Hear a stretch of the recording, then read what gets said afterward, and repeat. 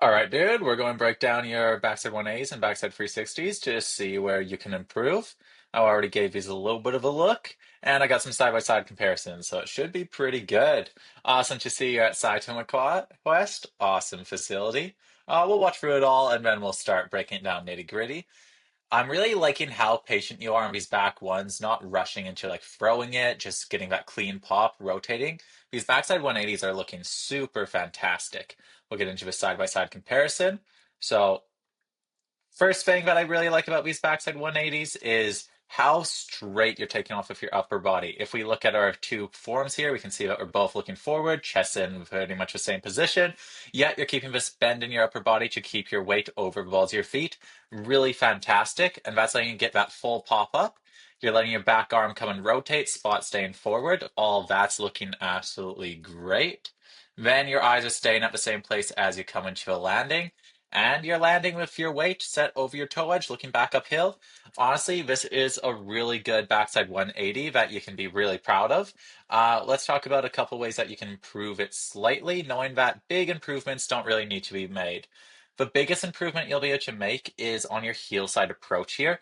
Notice how you're really squared off in your shoulders, body, you're just very stacked. We really want to be getting our upper body open. This isn't the best example. I've changed my form a lot since this clip, but notice how my board's angled here, my hips are angled here, my head's all angled towards this corner.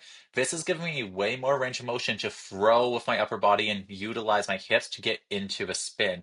Where right now, what you're doing is being in this very squared position, so you don't actually have much room for rotation. You do a really good job of holding this position the whole way, so it doesn't really matter. And we can see end results, we're in a very similar position, but I'd like you to imagine for a sec what this would feel like if your hips were slightly more open, your chest was slightly more open, just how much more range of motion you'd have to start the initial snap.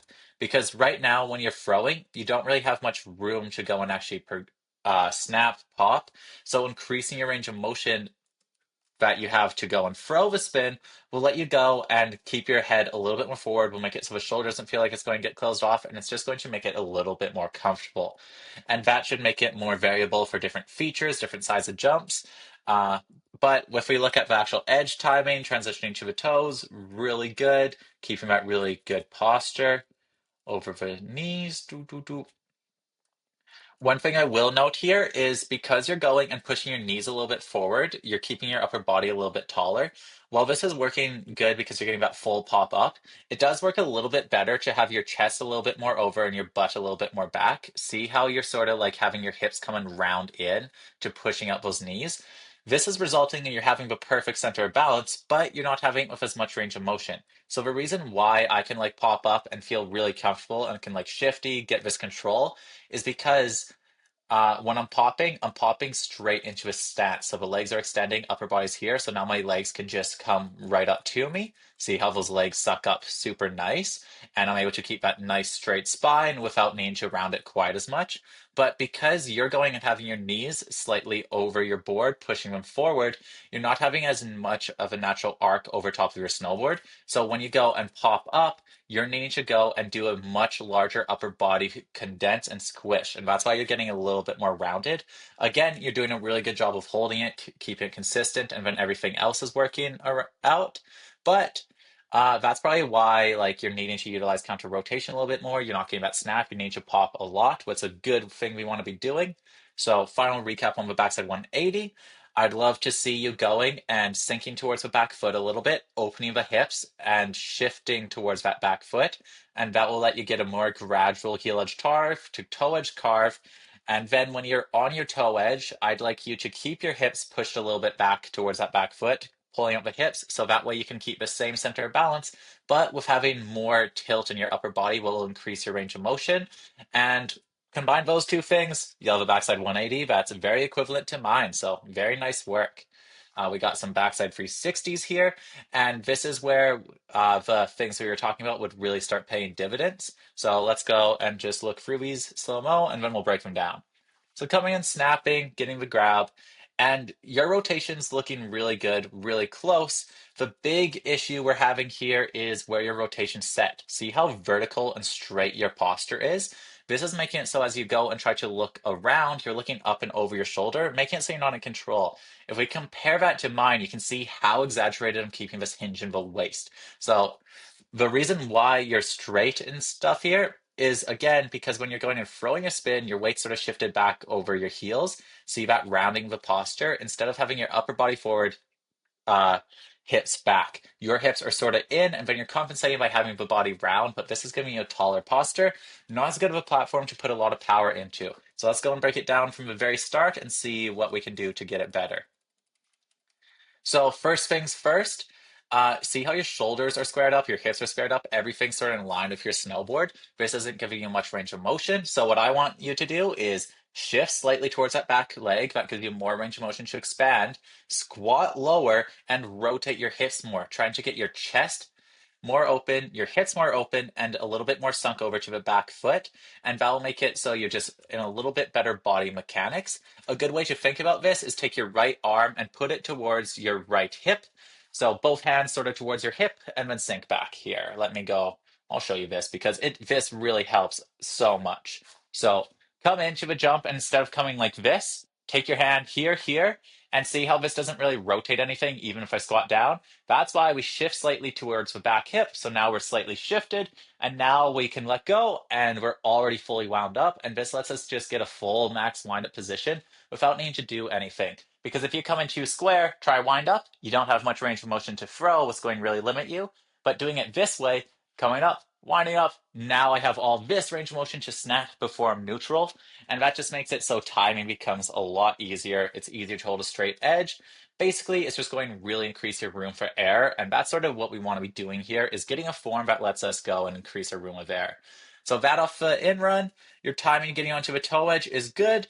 A little bit too soon, but that should get even out with the other stuff we talked about here. And notice how as you're coming up and getting on your toe edge, you're winding up more and more and more until you're in this position. Uh, this can be avoided by having yourself in that little bit more wound up preemptive position. And even though I'm on a bigger jump here, I'm actually getting on my toe edge later than you. So and when I open, see how my back leg's opening, chest opening. It's a more full body open position while keeping this nice hinge. And that should all be determined off of your heel edge. Because as you're loading here, we can see that you're sort of leaning. Not bad though. Like I said, there is a lot to like about this form. As you're throwing, let me look at the arms click, head timing, positioning. Head timing's really good. You're not throwing the throw too soon, and your shoulders are staying pretty squared. But there's a little bit of funk going on here. So a lot of funk is happening right now because you're bringing your legs up to you. So instead of going and pushing your legs through the full transition until you snap off the tail, you're sort of preemptively lifting your legs up and sort of dropping to it. See how you're getting this rounding position of the body as you pull your legs up? It's okay to have the legs lift a little bit, but we want to generally keep them pretty straight because if you go and start pulling your legs up, it's going to be really hard to keep a stationary upper body. So that's sort of how we want to be thinking about snapping these spins. Upper legs are extending, upper body staying stationary. We don't really want those legs to be crunching up into after we finish the snap. So this is just a little bit early for legs being brought up. This should be happening a lot more automatically once we do have our in-run heel side position a little more set over the back leg, because that'll make it so as we push off, our weight will naturally shift over towards our back foot. Like if we look at this, see how my hips are slightly shifted towards the back foot here. So as I snap the spin, it makes it so my back foot is a bit of my pivot and just sort of keeps it in. But you can see I'm 2 foot jumping a little bit, board's not maintaining a ridiculous amount of contact. So that's not the biggest issue here. The biggest issue is definitely not leading with your chest and falling with your chest. So as soon as you leave off a lip, you're sort of keeping this back arm stationary and keeping the head stationary. A lot of this has to do with the head being too much up front. How you want to be doing a backside 360, if you go and watch my screen here, is as you go and throw, and then your shoulders hit where your head's at, then your head is automatically connected to your shoulders and carries through it. So I'm doing that so my head and shoulders are hitting the same point as the nose starts leaving off. And now I'm pulling my upper body, and that's bringing my head along. So if I go and make it big here, as I'm going to snap my spin, I'm not going and snapping here, keeping my head here as my upper body keeps rotating. Instead, as soon as my shoulders get here, they're now taking my head along for the ride. And once I go and get to this point, I now can accelerate and pull through downwards like this. What's sort of happening right now is your head staying here and you're dropping your arm in like this.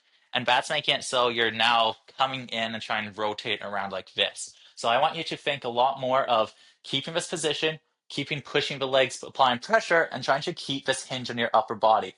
Keep this hinge, throw towards the back foot, neutral position. Now we go take this upper body and we really pull it. If you can get your upper body to here, you literally only need to rotate 90. So that's the two things that are really holding you back on the backside 360 is you're going and holding your head straight, and that's making it so you're needing to round in your body, and that's making it so you can't lead with your upper body.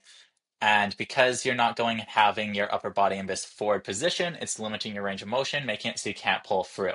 So I want to see uh, the head falling around and getting attached to those arms a little bit sooner, making sure to not lift the legs early. It's okay to have straight legs on a backside 360 at the start. You can always bring them up after the fact.